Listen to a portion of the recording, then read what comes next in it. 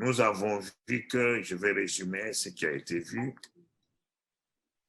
la parole déclare concernant le temps que nous vivons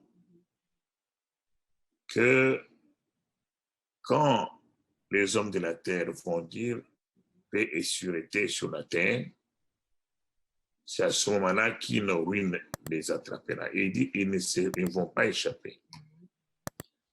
Et la parole nous dit que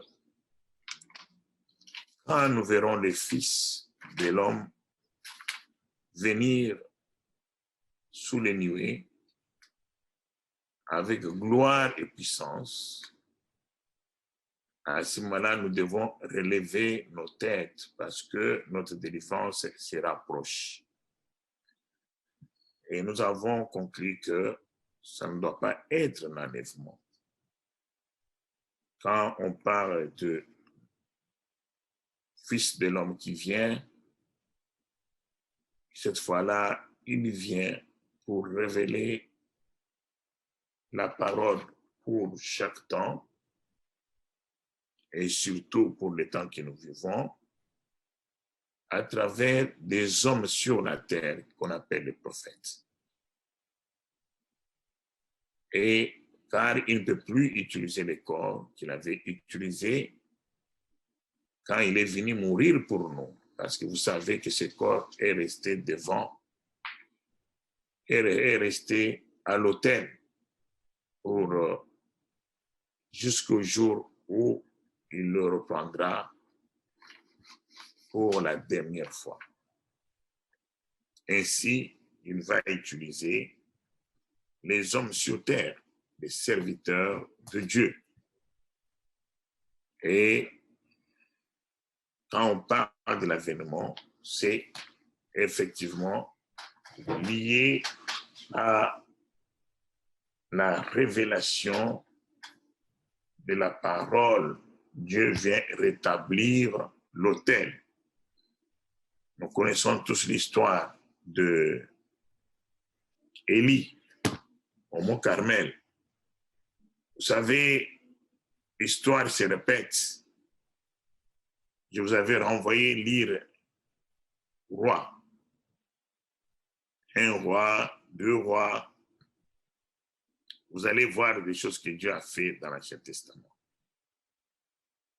En résumé, concernant le problème qui est arrivé au mont Carmel, il y a eu un temps sombre en Israël où un roi est venu, mais il a eu une mauvaise femme. C'est de cette femme qu'on appelle Jézabel.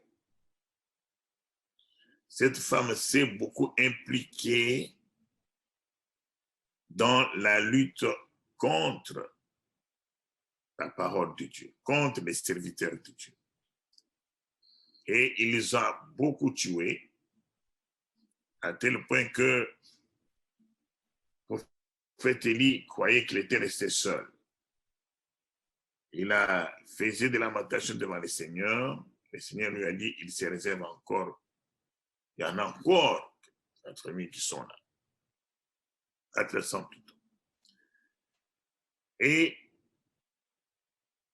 ainsi, la parole a été renversée en Israël. Cette femme a amené des abominations. La femme d'Isabelle. Et son mari était roi Akab. Leur fin a été désastreuse pour avoir levé leurs mains contre les prophètes de Dieu.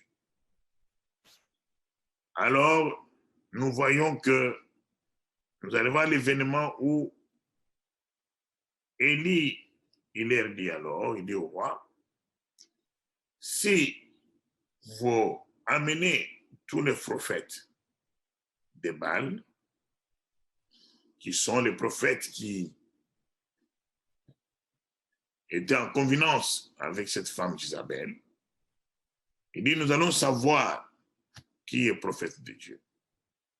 Parce que vous savez que quand ils viennent aussi, quoi qu'ils viennent, ils ne sont pas prophètes de Dieu, ils se disent qu'ils sont prophètes.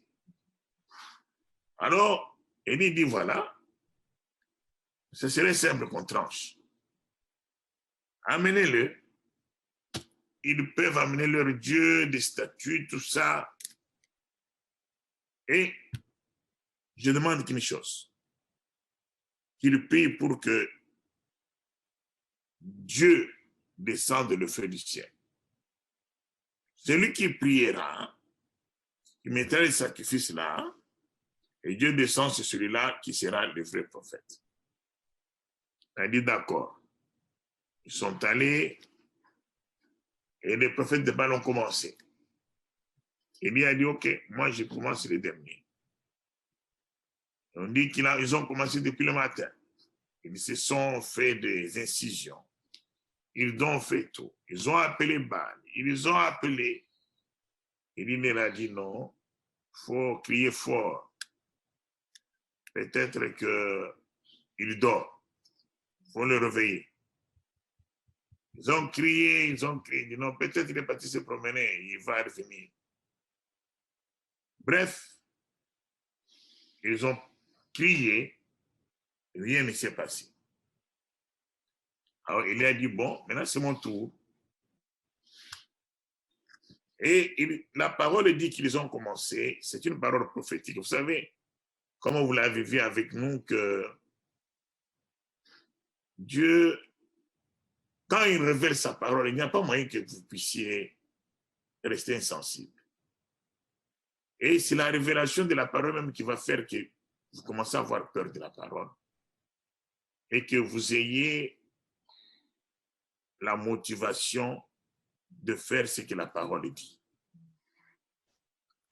Alors, regardez, bien-aimés, comment c'est extraordinaire.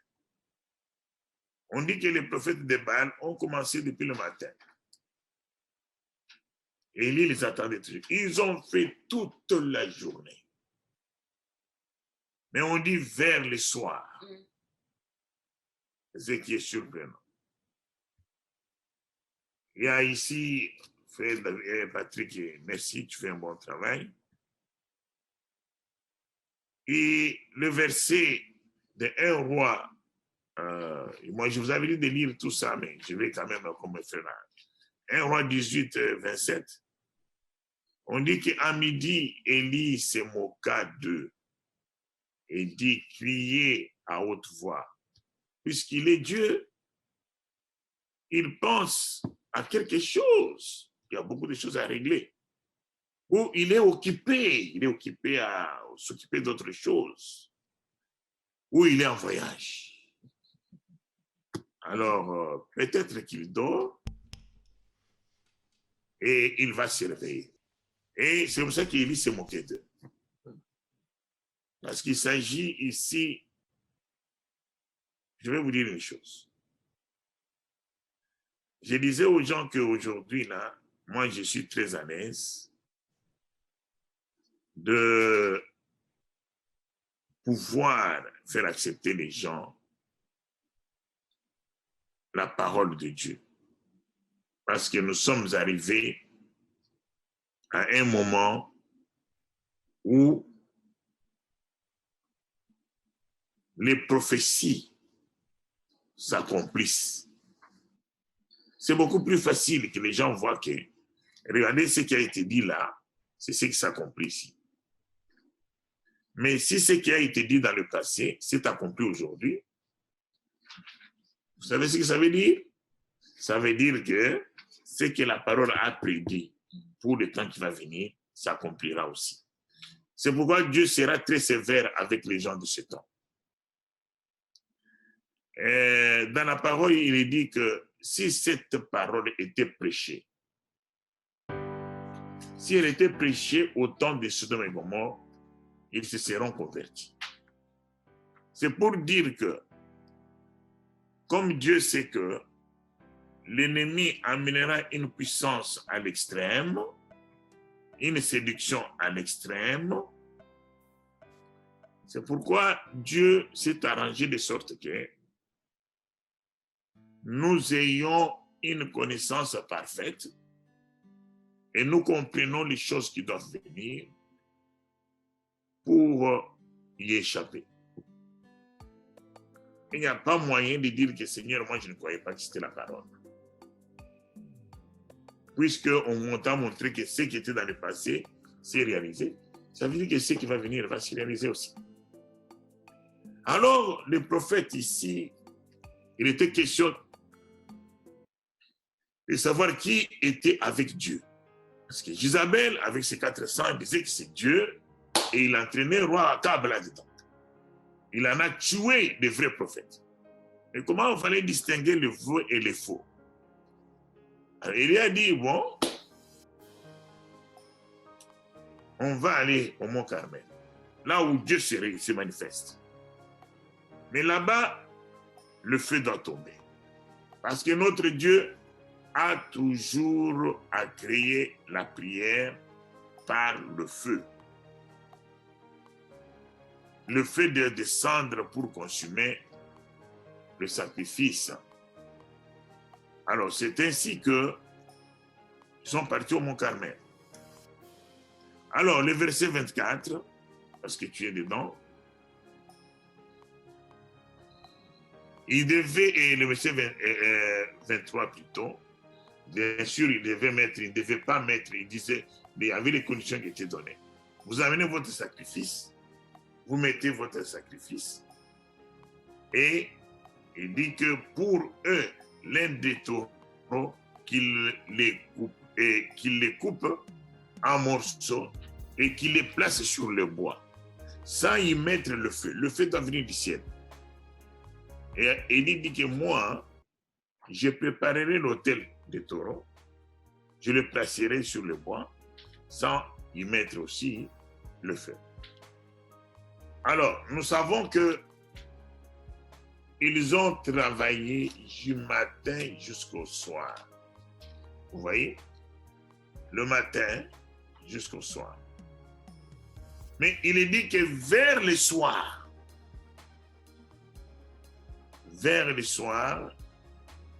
Élie va rétablir l'autel.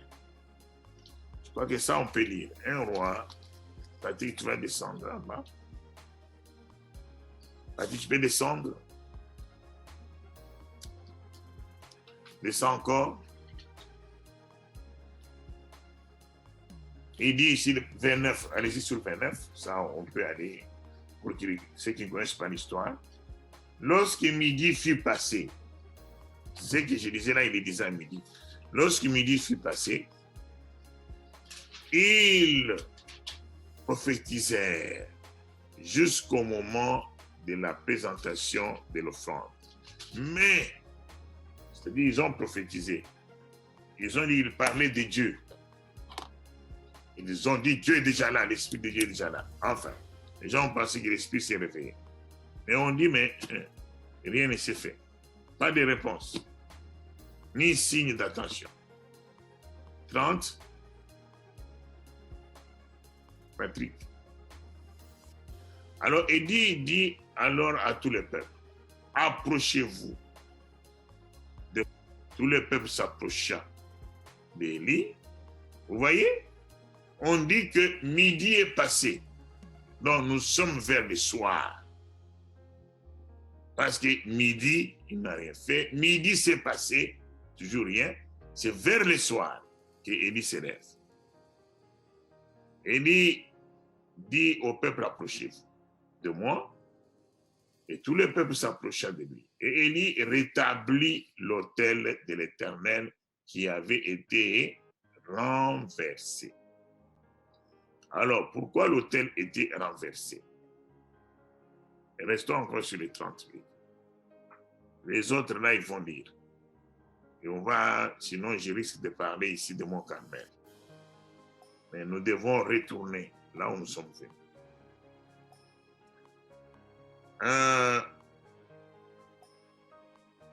Pourquoi l'autel était renversé? J'en ai parlé autrefois, mais je ne vous avais pas montré la parole, il fallait que vous voyez la parole.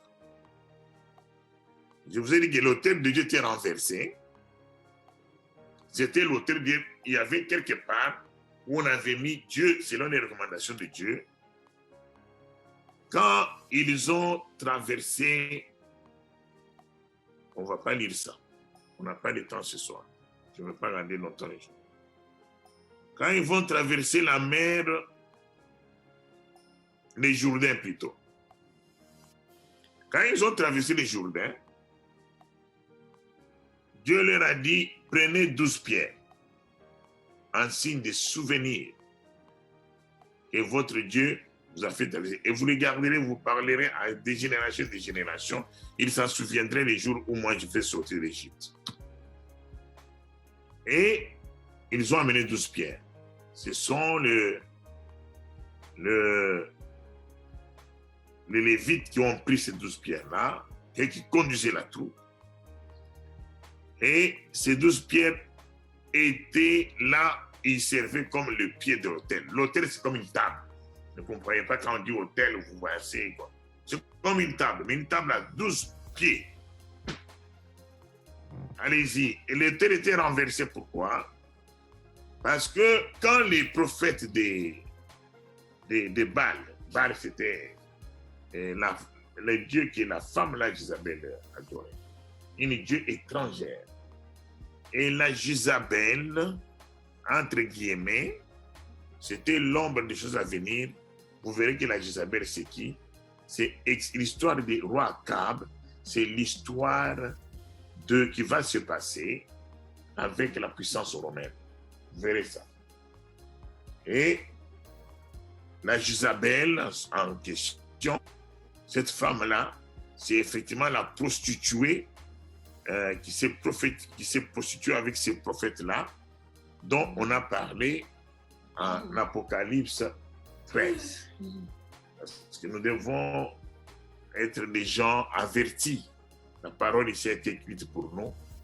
Et on ne doit pas la lire sans comprendre qu'est-ce qu'il y a dedans. Alors, donc, pendant ce temps-là, la Jézabel, en tuant les prophètes de Dieu, ils ont détruit, ils ont renversé l'autel. Hein? Ils ont renversé la table.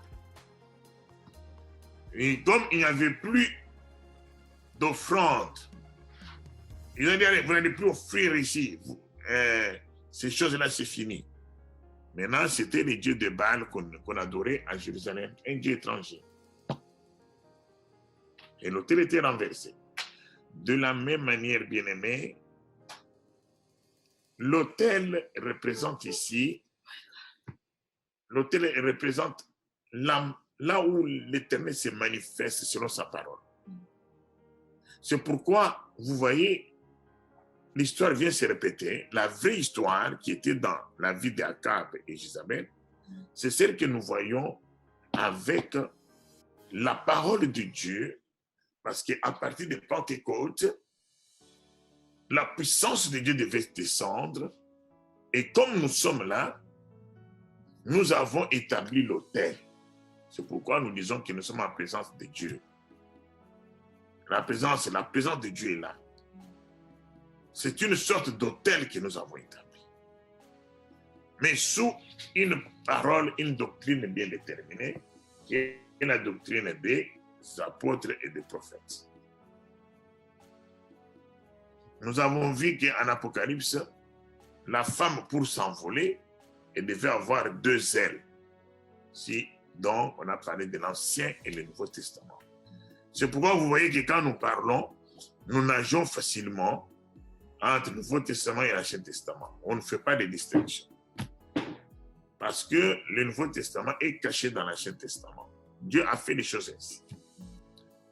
Alors, à partir de Pentecôte, Pierre, comme un prophète de Dieu, il prophétisera en disant que Jésus-Christ, Dieu devait les garder jusqu'à ce que les choses seront rétablies. La parole sera rétablie.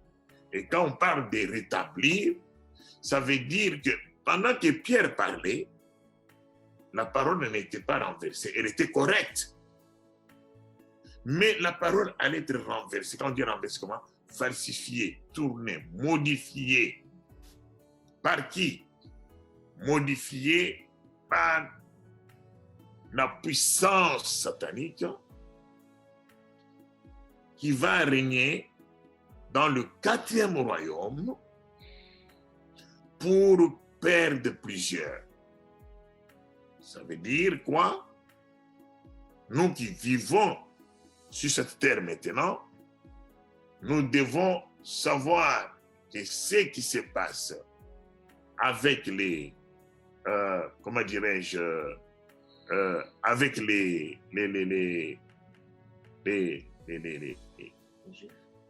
choses que nous voyons dans le monde, la culture, le mœurs, nous devons les checker à la loupe. C'est très important. Je dis ça, je le répète. Nous devons checker à la loupe. Si nous révélons ces choses, c'est pour dire que nous sommes sous la puissance terrible de Satan. Et si on ne tire pas attention, on risque de faire partie du groupe de Satan. Et ça sera triste. Ça sera vraiment triste. Nous devons nous dissocier de mœurs de Satan pour que Dieu nous préserve de la colère. Et d'ailleurs, c'est ce que nous voyons à l'Apocalypse 14. Je ne veux pas lire parce qu'on n'aura pas le temps, où on dit que il y a le premier ange qui parle, c'est la nouvelle évangile éternel. Deuxième, c'est la condamnation de la Babylone. Troisième, c'est la condamnation de tous ceux qui ont adoré. Quand tu fais ce que la Babylone donne comme pensée, tu adores la Babylone et tu auras reçu la marque de la bête. Ta suite, c'est la destruction. Tu auras le salaire qui est réservé à la Babylone. Vous voyez, la parole est très claire et très frappante. Et il n'y a pas moyen de résister.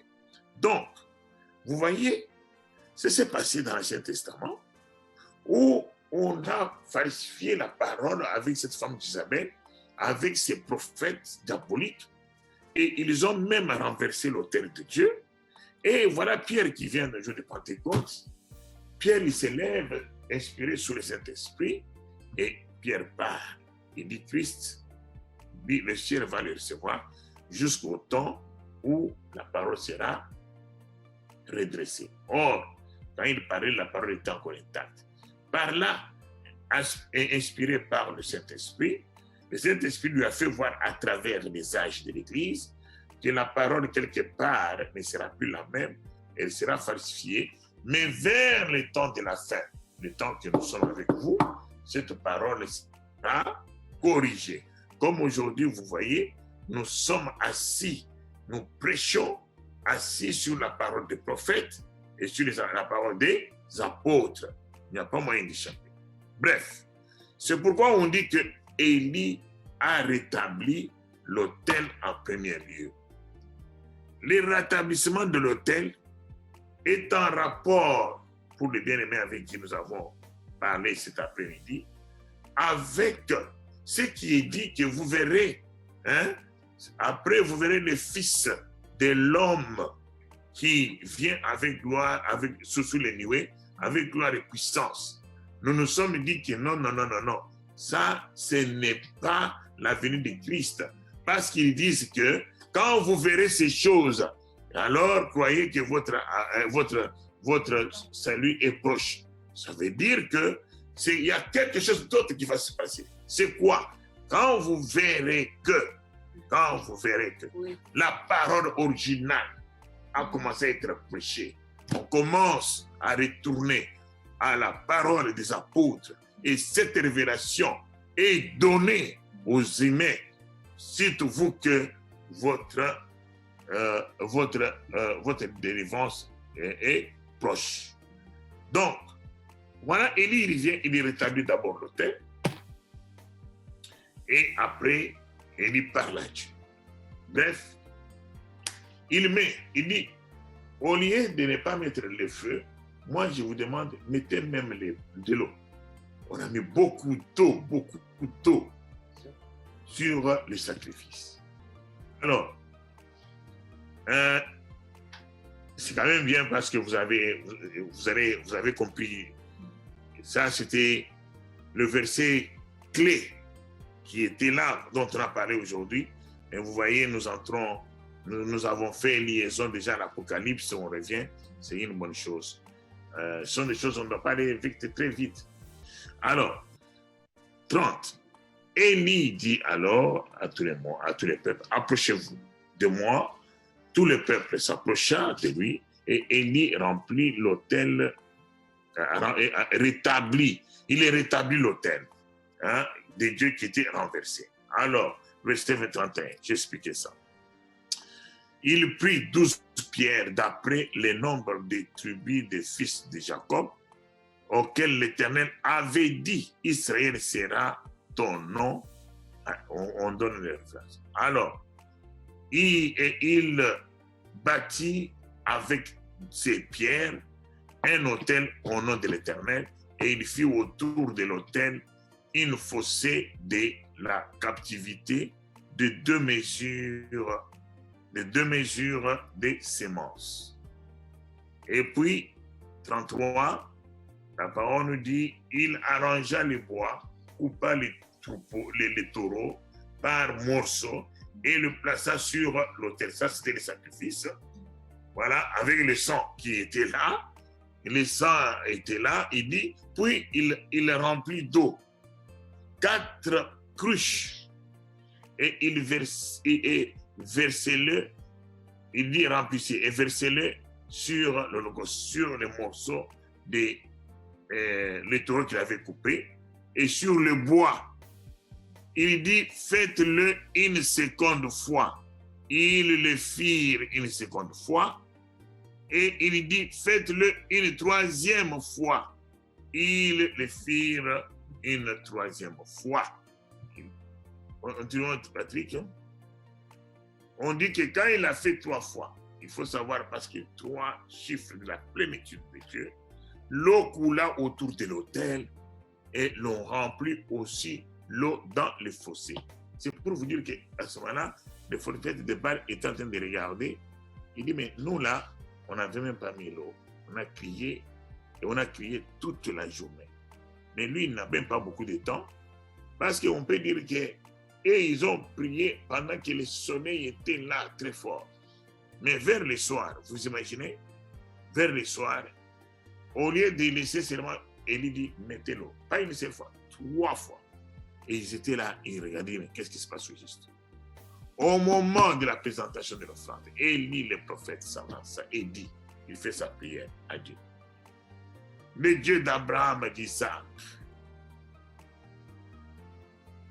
Le Dieu d'Abraham, d'Isaac et d'Israël.